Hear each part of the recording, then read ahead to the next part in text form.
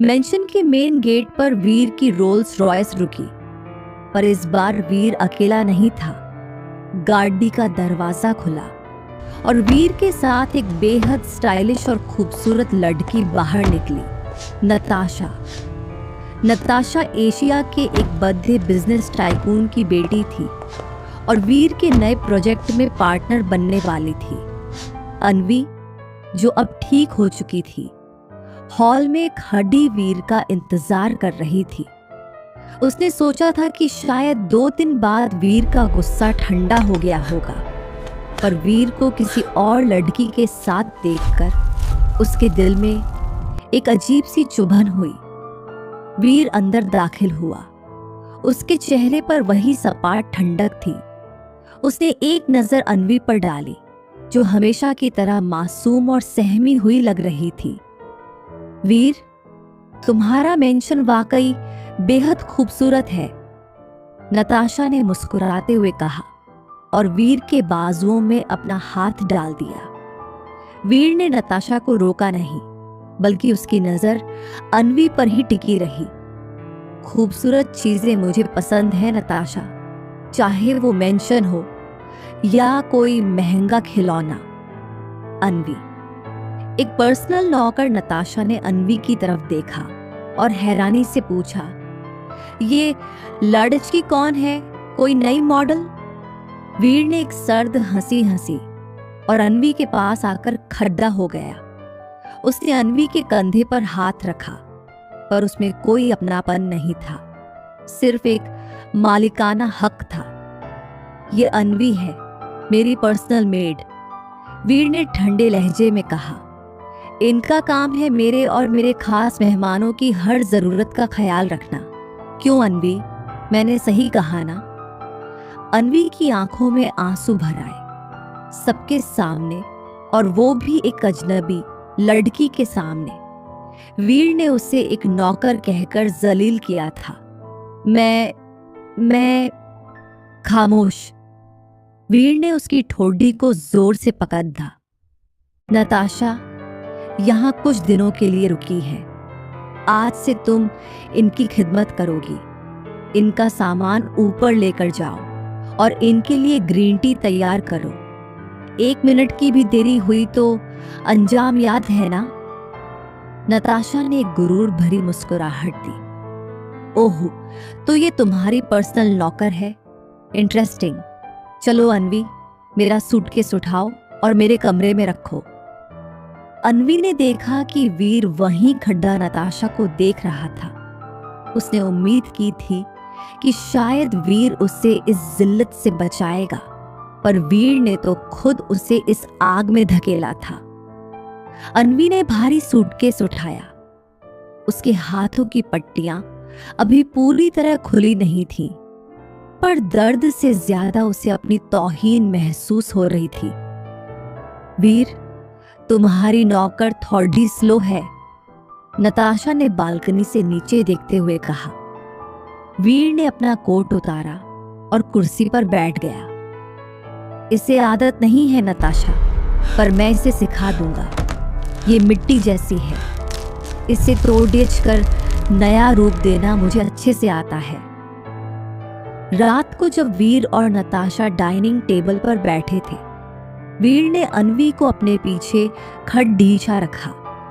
वो दोनों बिजनेस की बातें कर रहे थे और अन्वी एक बेजान बुत स्टैच्यू की तरह वहां खड़ी रही।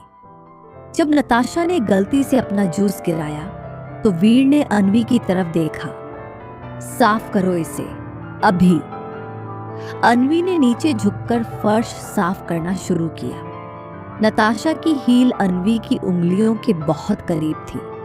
वीर ने देखा कि अन्वी रो रही थी, पर उसने एक लफ्ज नहीं कहा। उसके लिए अन्वी सिर्फ वही सामान थी जिसकी उसने कीमत चुकाई थी। अगली सुबह मेंशन की फिजाओं में एक अजीब सी भारीपन थी। अन्वी की रात आंसुओं में गुजरी थी, पर उसे चैन नहीं था। उससे नताशा के कमरे की सफाई और उसकी हर छोटी बड़ी जरूरत का ख्याल रखने का हुक्म जो मिला था। नताशा बालकनी में खद्दी अपनी कॉफी पी रही थी। जब अन्वी थकी हुई आंखों के साथ वहां पहुंची, नताशा ने उसे ऊपर से नीचे तक देखा और एक कुटिल मुस्कान दी। ओह, तो पर्सनल नौकर आ गई। देखो अन्वी, मुझे सफाई बहुत पसंद है। ये पूरा कमरा और बालकनी चमकनी चाहिए। और हाँ, मेरे जूतों को पॉलिश करना मत भूलना। नताशा ने जानबूझकर अपनी सैंडल अन्वी के सामने फेंक दी। अन्वी ने बेबसी से वीर की तरफ देखा, जो नीचे गार्डन में खड़ा फोन पर बात कर रहा था। वीर ने एक पल के लिए ऊपर देखा। उसकी नजरें अन्वी से मिली। अन्वी को लगा शायद वीर उसे रोक लेगा, पर वीर ने बिना किसी भाव के अपनी नजरें फेर लीं। अन्वी का दिल एक बार फिर टूट गया। वीर फोन पर बात तो कर रहा था, पर उसका पूरा ध्यान ऊपर बालकनी पर था। जैसे ही उसने नताशा को अन्वी के साथ बदतमीजी करते देखा, उसके हाथ की मुट्ठी भींच गई। उसके शरीर का तापमान अचानक गिरने लगा। उसके हाथ की नसों में वही ठंडक दौड़ने लगी। वीर जानता था कि अगर उसने अन्वी को इस वक्त बचाया तो नताशा को शक हो जाएगा कि अन्वी उसकी कमजोरी है, और वीर के दुश्मन अन्वी को खत्म करने में एक पल नहीं लगाएंगे। वीर उसे नौकर इसलिए कह रहा था ताकि वो दुनिया की नजरों में बेकार रहे और सुरक्षित रहे। दोपहर को नताशा ने अपनी सोने की चेन फर्श पर गिरा दी। अन्वी, इसे उठाओ और मेरे गले में पहनाओ। अन्वी जैसे ही चेन पहनाने के लिए करीब आई, नताशा ने जानबूझकर शोर मचाया। आउच! तुमने मुझे चुभाया। तुम्हारी हिम्मत कैसे हुई? नताशा ने हाथ उठाया और अन्वी को एक जोरदार थप्पड़ मारने की कोशिश की, लेकिन थप्पड़ की आवाज नहीं आई। वहां वीर खड़ा था। उसने नताशा की कलाई को बीच हवा में पकड़ दे लिया था। वीर की पगड़ इतनी ठंडी थी कि नताशा की चीख निकल गई। वीर, तुम्हारा हाथ इतना ठंडा क्यों है? मुझे छोड़ दो, दर्द हो रहा है। वीर की आंखों में एक जानवर जैसी चमक थी।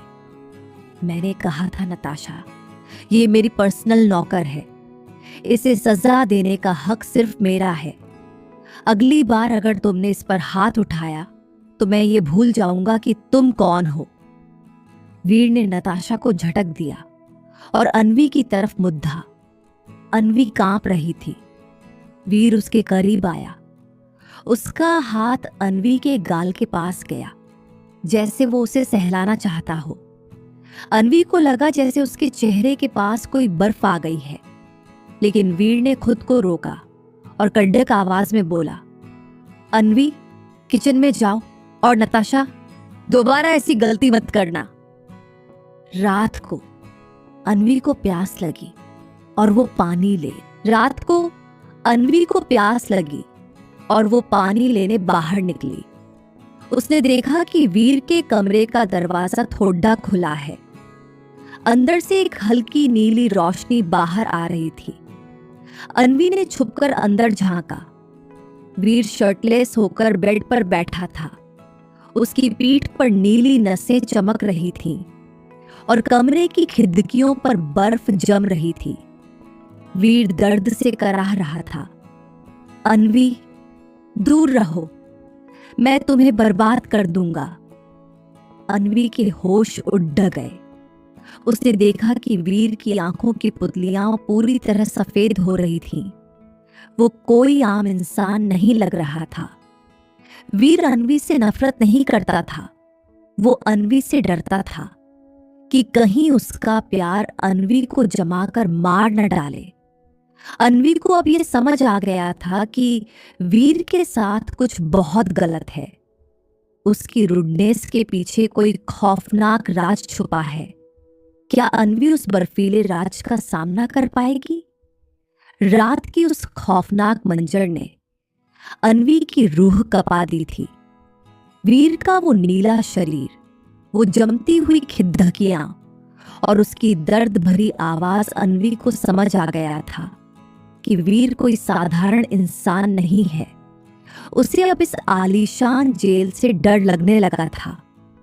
अगली सुबह मैंशन में हलचल तेज थी। वीर और नताशा को उनके नए $multi-million प्रोजेक्ट की फाइनल डील साइन करने के लिए सिटी ऑफिस जाना था। वीर हमेशा की तरह अपने एलिगेंट ब्लैक सूट में तैयार था। उसकी आंखों में वही पुरानी ठंडक थी, जैसे रात को कुछ हुआ ही ना हो। अनवी, मेरी फाइलें उठाओ और गाड़ी में रखो। तुम भी हमारे साथ ऑफिस चल रही हो। वीर ने सख्त लहजे में हुक्म दिया। नताशा ने चिढ़कर वीर की तरफ देखा। वीर, एक नौकरानी को ऑफिस ले जाने की क्या जरूरत है? वीर ने अपनी कलाई घड़ी ठीक करते हुए कहा। मुझे अपनी चीजें अपनी नजरों के सामने पसंद है। नताशा, चलो। ऑफिस पहुंचते ही वीर और नताशा कॉन्फ्रेंस रूम में बड़े बड़े इन्वेस्टर्स के साथ मीटिंग में व्यस्त हो गए। वीर ने अनवी को केबिन के बाहर खड़े रहने का इशारा किया। मीटिंग काफी लंबी खिंच गई। नताशा और वीर बिजनेस की बारीकियों और कागजों में पूरी तरह डूब चुके थे। वीर का पूरा ध्यान डील पर था और शायद पहली बार उसकी नजर अनवी से हटी थी। अनवी ने देखा कि कॉरिडोर खाली है। गार्ड्स नीचे की तरफ शिफ्ट बदल रहे थे। उसके दिल की धड़कनें तेज हो गईं। यही मौका है। अगर आज नहीं भागी तो वो नीला साया मुझे निगल जाएगा, अनवी ने मन में सोचा। अनवी ने धीरे से अपनी सैंडल उतारी और नंगे पैर पिछले दरवाजे की तरफ बढ़ने लगी। उसका शरीर कांप रहा था। उसने लिफ्ट के बजाय सीढ़ियों का रास्ता चुना। हर कदम पर उसे वीर की वो बर्फीली आवाज सुनाई दे रही थी, पर आजादी की चाहत खौफ से बंधी थी। जैसे ही वो ऑफिस बिल्डिंग के पिछले गेट से बाहर निकली, ठंडी हवा के एक झोंके ने उसे छुआ। उसे लगा जैसे वो फिर से सांस ले पा रही है, बिना पीछे मुड़े। वो भिद्द भाद्दा वाली सड़क की तरफ भागने लगी। इधर कॉन्फ्रेंस रूम में वीर अचानक रुक गया। उसने अपनी कलम टेबल पर रख दी। मीटिंग में बैठे लोग उसे हैरानी से देखने लगे। वीर को अचानक अपने सीने में एक अजीब सी चुभन महसूस हुई। उसका शरीर का तापमान अचानक और गिरने लगा। उसका श्राप उसे संकेत दे रहा था कि उसकी अनवी उससे दूर जा रही है। वीर तेज कदमों से केबिन के बाहर आया। वहां सिर्फ खाली गलियारा था। अनवी जा चुकी थी। वीर की आंखों की पुतलियां फिर से सफेद होने लगीं। उसने दीवार पर हाथ रखा और जहां उसने छुआ वहां बर्फ की एक परत जम गई। नताशा बाहर आई। वीर, क्या हुआ? डील अधूरी है। वीर ने मुद्दकर नताशा को एक ऐसी नजरों से देखा कि नताशा की रूह कांप गई। वो भाग गई। वो मेरी कैद से भागने की कोशिश कर रही है। वीर के होठों पर एक दरिंदगी भरी मुस्कान आई। उसे लगता है कि वो मुझसे दूर जा सकती है, पर वो नहीं जानती कि उसकी खुशबू अब मेरी रगों में है। मैं उसे पाताल से भी ढूंढ निकालूंगा। अनवी शहर की भीड़ में खोने की कोशिश कर रही है, पर उसे नहीं पता कि वीर का बर्फीला श्राप उसे ट्रैक कर सकता है। क्या अनवी इस दरिंदे से बच पाएगी? क्या अनवी का ये कदम उसे मौत के और करीब ले जाएगा? और जब वीर उसे दोबारा पकड़ देगा तो उसकी सजा कितनी खौफनाक होगी।